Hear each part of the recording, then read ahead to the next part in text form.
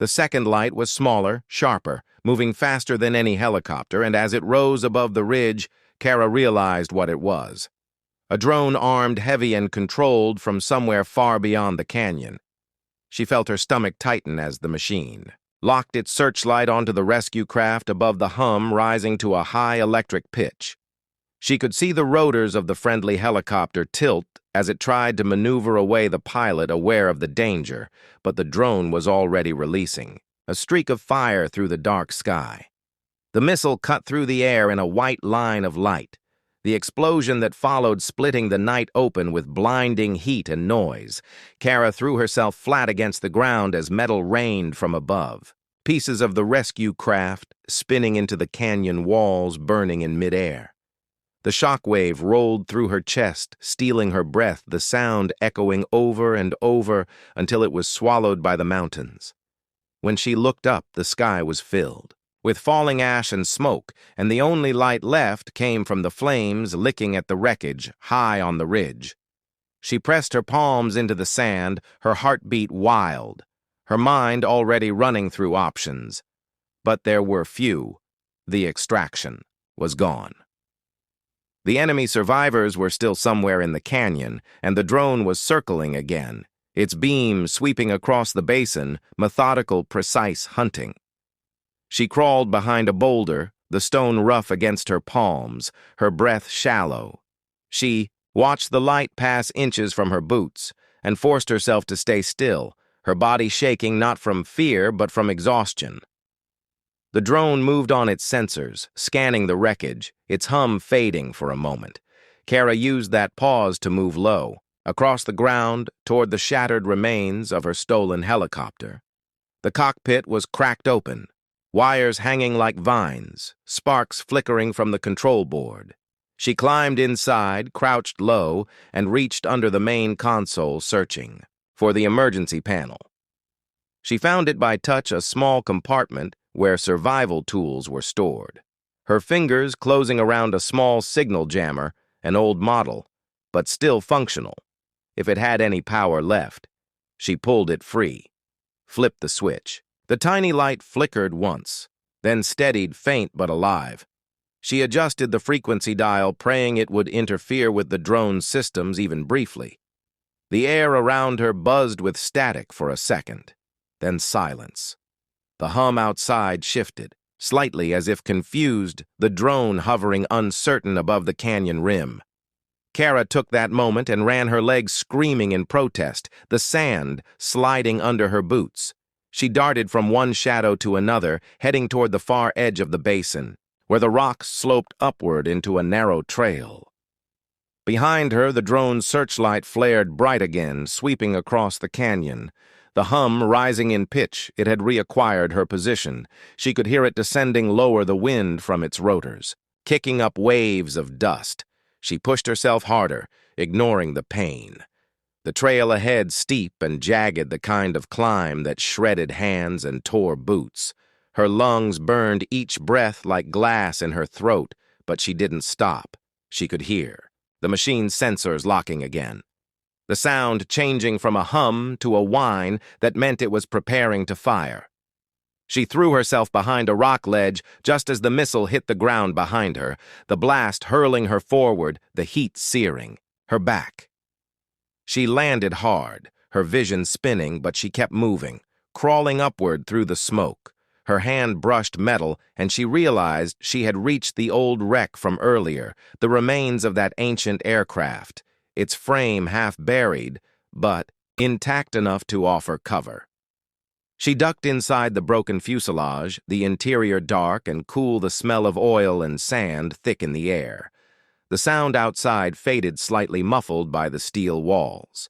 She sat against the inner hull, catching her breath, her hands trembling as she checked the jammer, still flickering faintly.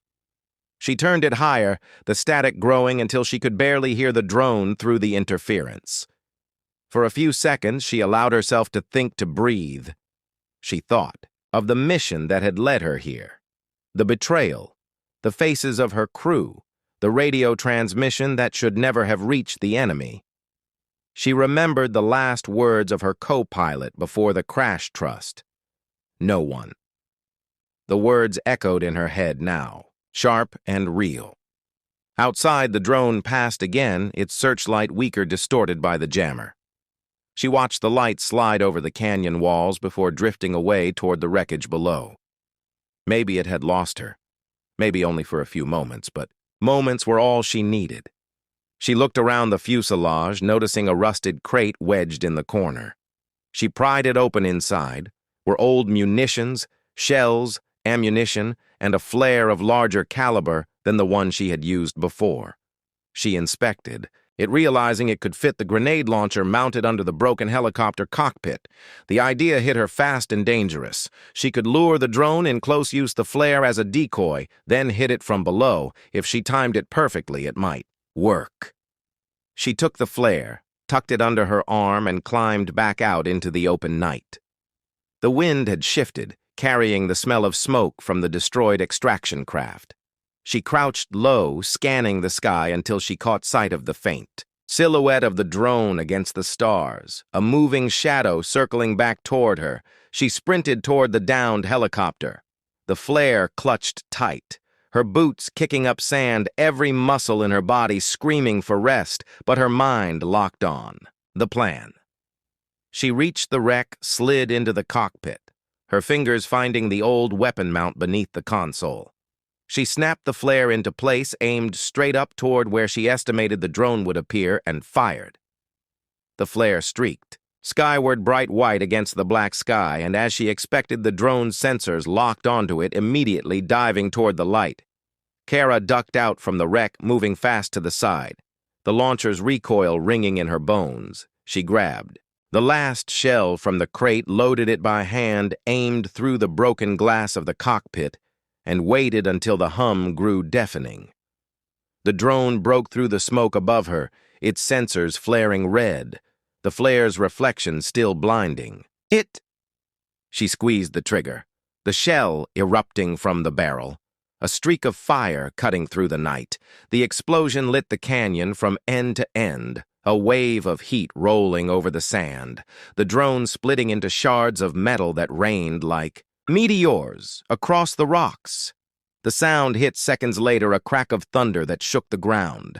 She fell back into the sand, her chest heaving, the night returning to silence, only the wind whispering across the wreckage. She lay still for a long moment, listening to the ringing in her ears, the faint hum of cooling metal, the smell of burned circuitry. Then from far away beyond the canyon, she heard another sound, faint, rhythmic, distant, but growing louder, the unmistakable beat of rotor blades, not one but several this time, coming fast from the direction of the horizon. She sat up slowly, her eyes narrowing because she knew by instinct those weren't her people, not yet, and the fight was far from over. Kara pressed herself against the sand, her chest heaving, the heat from the destroyed drone still clinging to the canyon walls around her. She could hear the distant thrum of the approaching rotors, faster, closer, and she knew instinctively that these were not friendly craft, not the rescue team she had contacted over the radio. These were new hunters, trained precise and lethal, and they had already spotted the debris of the flare from before. Her mind raced, calculating angles, trajectories, escape routes, anything that would give her a chance. The canyon around her was silent except for the wind shifting the sand and the faint metallic groan of the downed helicopters, the jagged remains she had used as cover. The new aircraft appeared over the ridge, cutting across the sky like black birds of prey, their searchlights sweeping the basin in a deliberate grid pattern. She ducked low behind a boulder, heart hammering her hands, slick with sweat.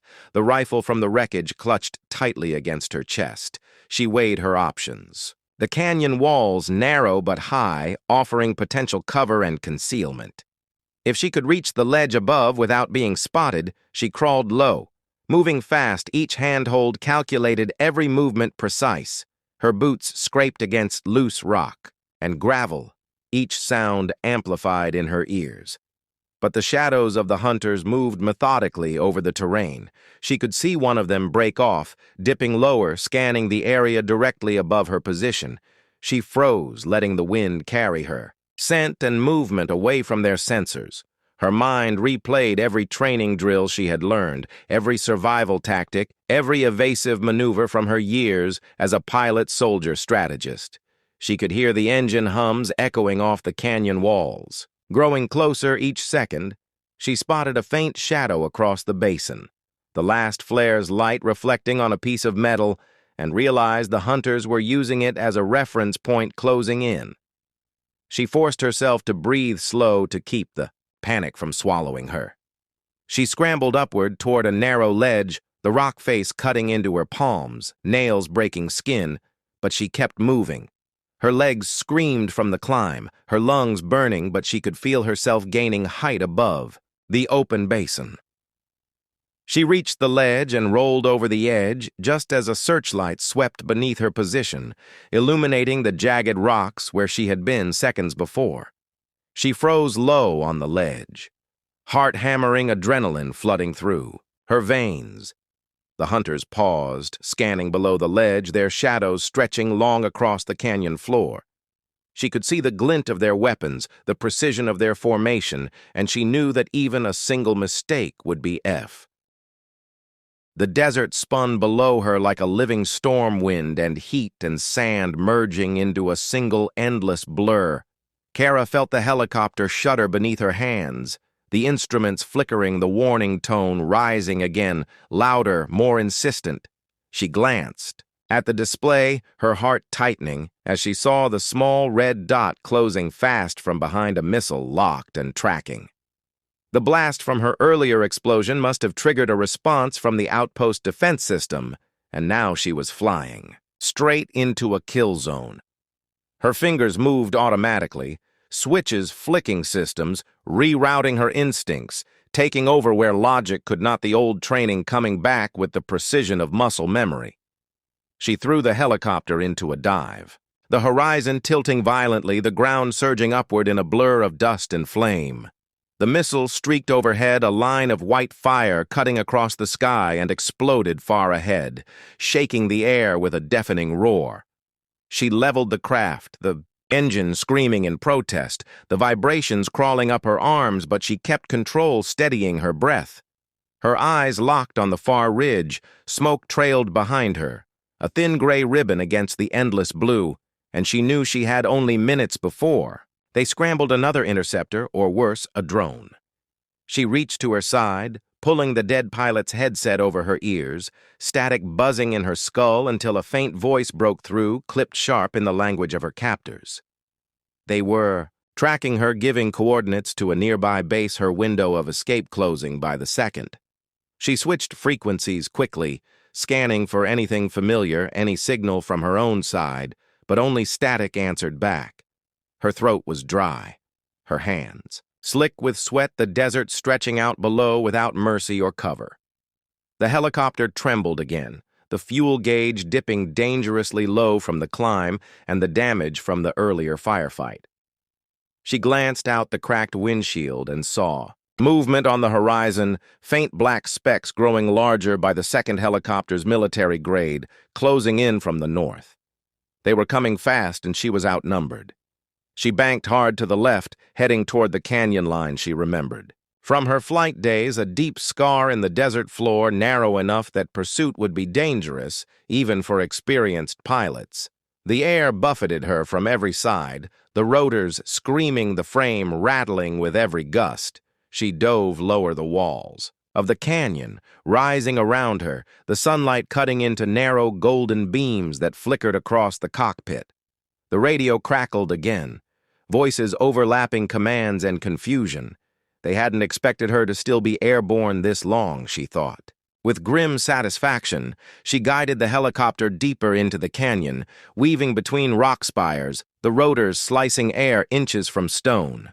The sound echoed off the walls, magnified into a storm of noise, her heartbeat syncing with the pulse of the machine.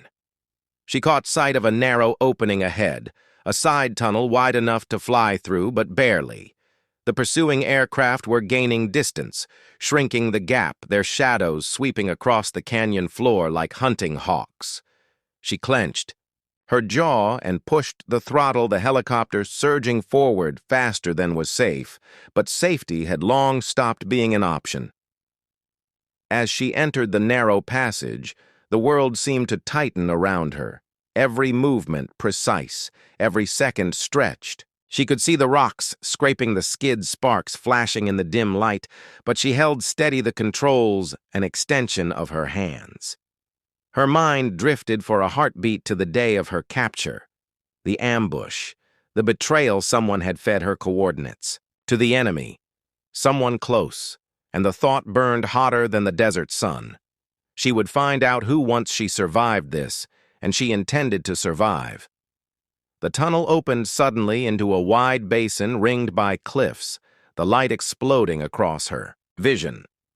She pulled up sharply, the helicopter lifting into open sky, and for a moment there was quiet, only the hum of the rotors and her own breathing. Then a shadow crossed above her, and she looked up to see one of the pursuing helicopters descending, fast guns trained on her position. The radio hissed again, a voice sharp, demanding her surrender. She ignored it, pulling the stick to the side, sending her aircraft rolling in a desperate maneuver that made her stomach twist, but kept her alive. Gunfire tore through the air tracers, streaking past the windshield. She felt one round slam into the tail rotor, the entire machine jolting violently. She fought the controls, the helicopter spinning twice before she managed to stabilize it low and erratic near the canyon rim.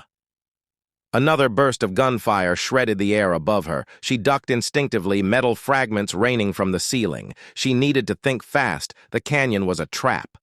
Now open, sky meant death, ground meant capture. She scanned the terrain below, looking for anything, any cover, any hope. Then she saw it. A thin line of dark smoke rising from a cluster of wreckage at the edge of the basin. The remains of an old downed aircraft, military markings, faded, almost gone. But she recognized them, her side. Her pulse surged. Maybe there were supplies, maybe a radio, maybe a miracle. She pushed the helicopter lower, ignoring the alarms, screaming from the dashboard, gunfire still echoing behind her. The other aircraft circled. Higher, cautious, unwilling to dive so low after her, perhaps thinking she was crashing anyway. The landing was rough metal screeching against stone, the helicopter skidding across the sand before coming to a shuddering stop. She ripped off the harness, her ears ringing, the world spinning, but she moved fast, jumping to the ground, ducking behind the wreckage. Smoke stung her eyes, the air hot and dry, but she crawled forward, reaching the old fuselage, the insignia almost erased by time. Her fingers brushed against metal, and she found what she had hoped for, a half-buried supply crate wedged beneath the debris. She pried it open, the hinges stiff with rust inside, lay a broken radio, a flare gun, and a small case marked emergency field kits. Grabbed everything, checking the flare chamber, one round left, maybe enough to signal, maybe enough to start a fire. Her breath came in sharp bursts, her pulse hammering in her throat.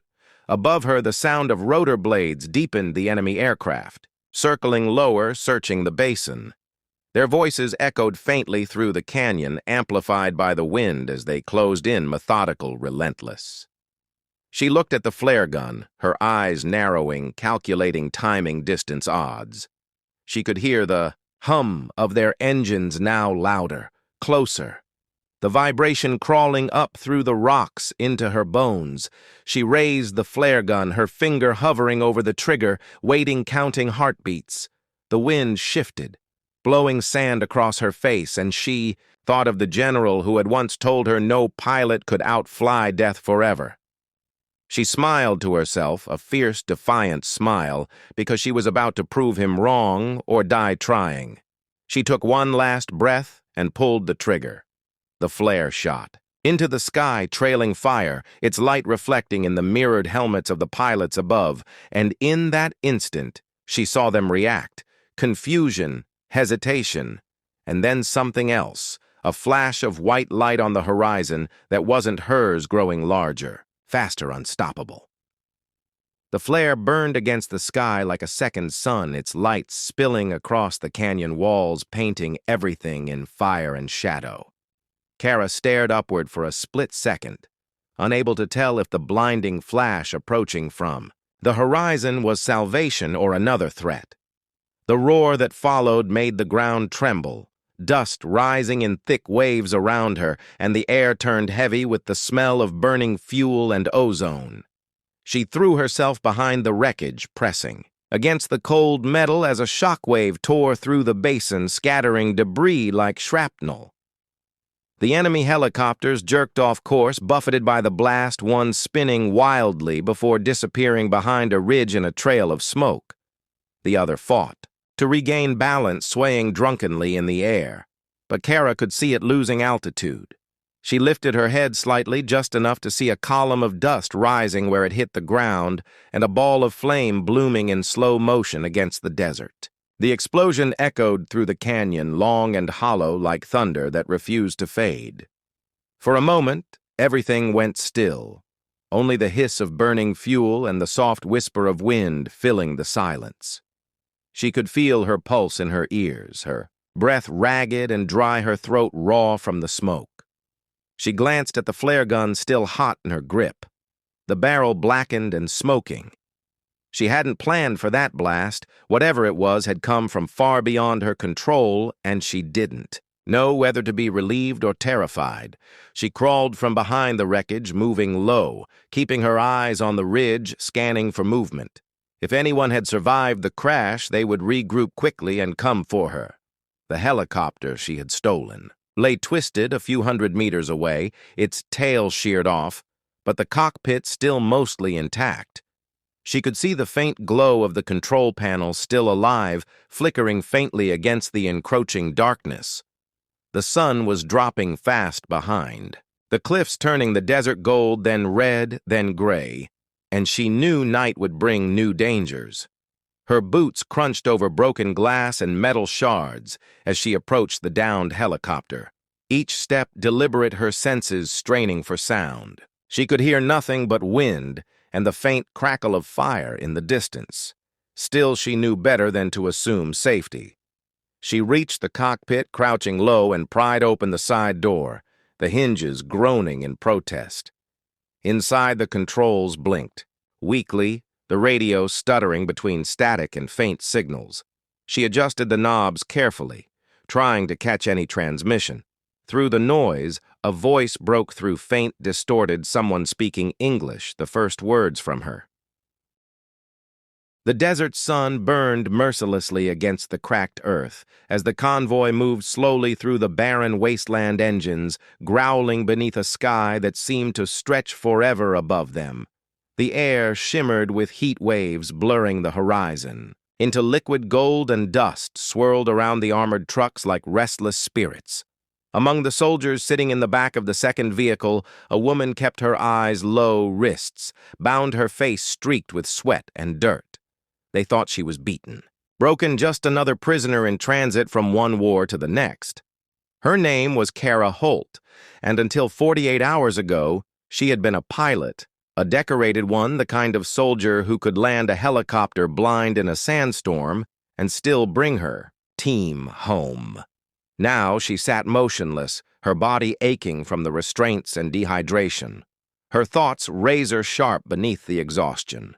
She studied every bump, every turn, memorizing the rhythm of the convoy and the patterns of the guards as if her mind refused to accept defeat.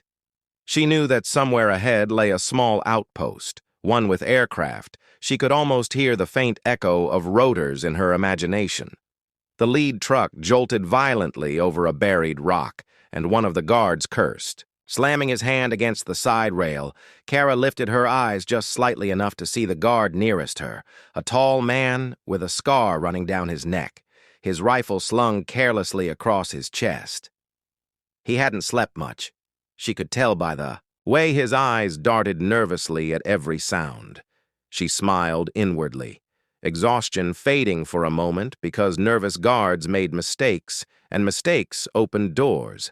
As the convoy climbed a steep ridge, the radio crackled with static, a faint voice giving Orders from the command post ahead.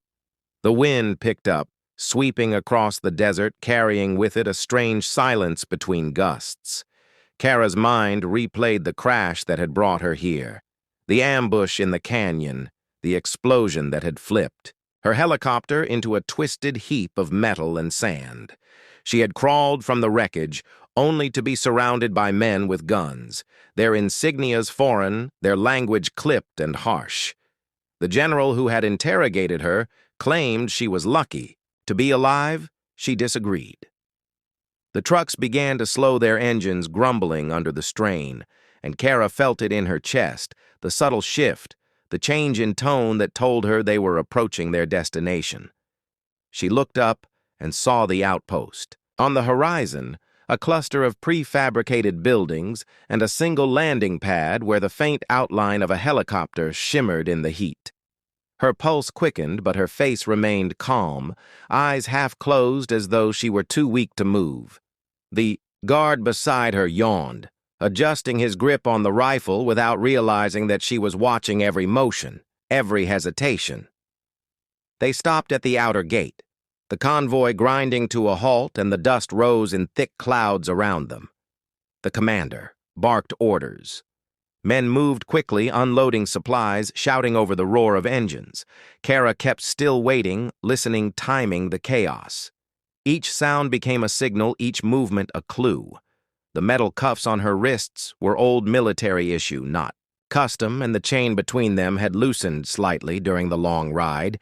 She twisted it subtly beneath her jacket, feeling the give in the metal, her heartbeat syncing with the distant thrum of the helicopter blades still spinning lazily on the pad. The guards began to argue near the lead truck, something about fuel or orders. She couldn't catch the words over the wind. The man with the scar leaned against the railing, lighting a cigarette, his rifle dangling from his shoulder. The barrel pointed at the dirt, and for the first time since capture, Kara felt the faint spark of opportunity. The soldiers were tired, overconfident, distracted, and in that fleeting moment of weakness, the balance shifted, though none of them knew it yet. The commander approached her truck, opening the rear door, shouting for the guards to move her inside for processing. His tone carried irritation, not suspicion, and the guards obeyed, hauling her to her feet, rough hands pushing her forward. The sunlight hit her face full force, blinding her momentarily, and she stumbled intentionally, forcing one of the guards to steady her, his grip tightening on her arm. Too close, she thought, close enough. She let her body sag as though from weakness, her eyes half lidded, but her mind was calculating distance and speed angles and timing, because she had been a pilot long enough to know that freedom required precision. The outpost walls loomed around her, a ring of corrugated metal and barbed wire. But beyond them, she could see the helicopter, its rotor catching the light like a signal from the heavens. The guards dragged her toward the main building, unaware that she had already loosened the lock on her cuffs, one twist, one distraction away from being free.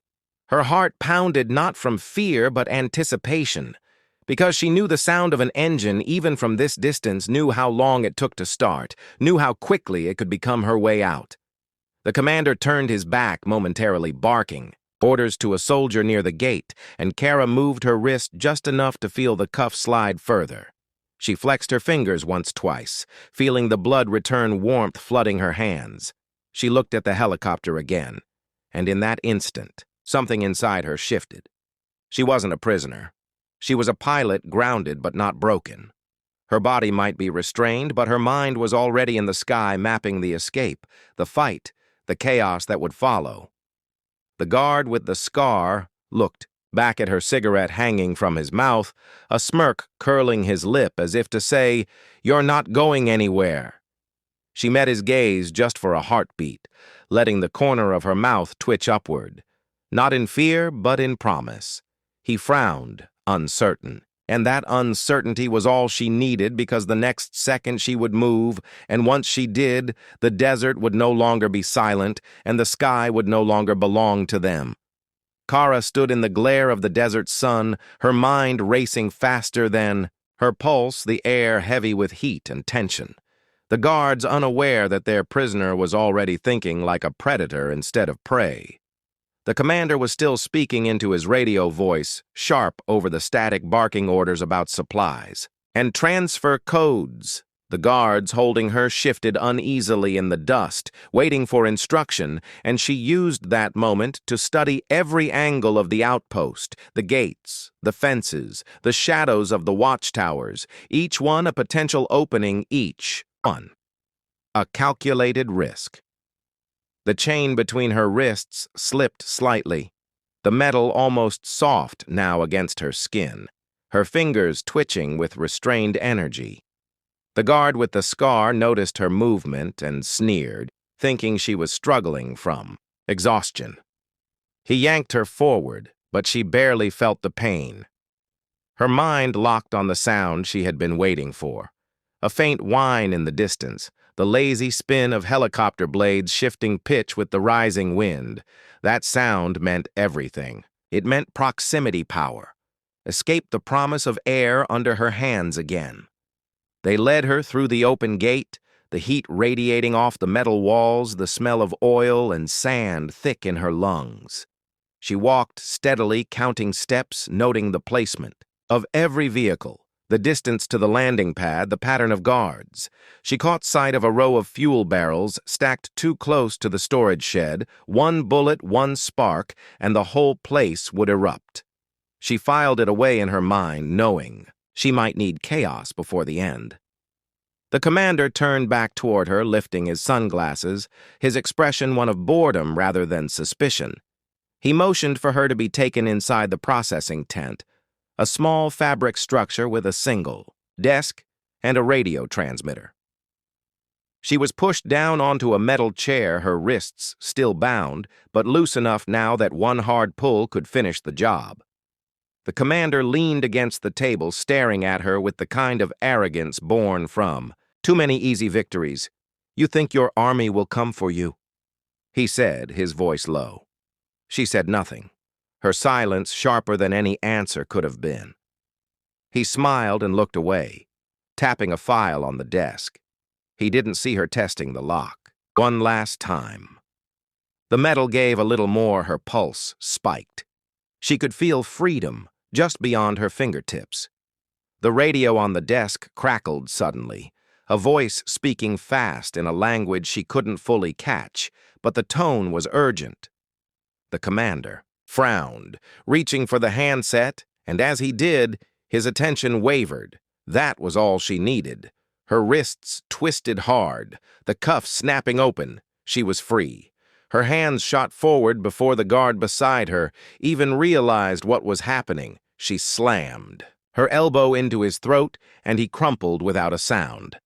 The second guard shouted, raising his weapon, but she was already moving, grabbing the fallen man's sidearm and firing once the bullet tearing through the tent. Wall outside chaos erupted. Shouts, gunfire, confusion. The commander dove behind the desk, yelling orders into the radio, but Kara was already gone, slipping through the side of the tent low to the ground, the heat and sand whipping around her. She ran toward the landing pad, the world narrowing to the sound of rotor blades and gunfire echoing off the walls. She saw the helicopter crew running, one climbing into the cockpit, another shouting into a headset. They hadn't realized yet that the danger was already inside the perimeter.